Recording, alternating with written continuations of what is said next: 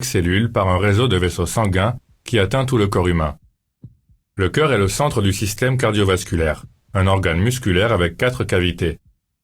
Grâce à ses contractions, il assure le flux sanguin continu dans la circulation systémique et également dans la circulation pulmonaire. Les valves du cœur assurent la circulation du sang dans un seul sens.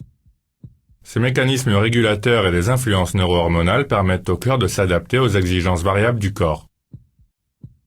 Le cœur est situé à l'intérieur du péricarde à l'arrière du sternum, entre le poumon droit et le poumon gauche. Il est légèrement décalé vers la gauche par rapport à la ligne médiane. Un cœur humain moyen se contracte environ 72 fois par minute, ce qui veut dire qu'il se contracte environ 2,5 milliards de fois en une vie, d'une durée moyenne.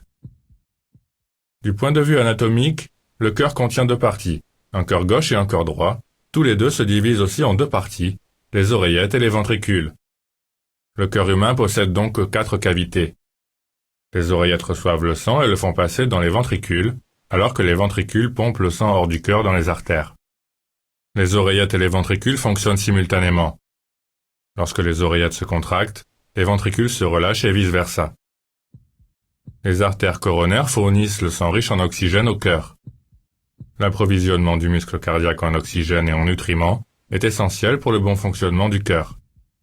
Le système de conduction électrique du cœur assure sa contraction rythmique. Cela signifie que le cœur n'a pas besoin de contrôle neuronal extrinsèque afin de générer et de transmettre des impulsions.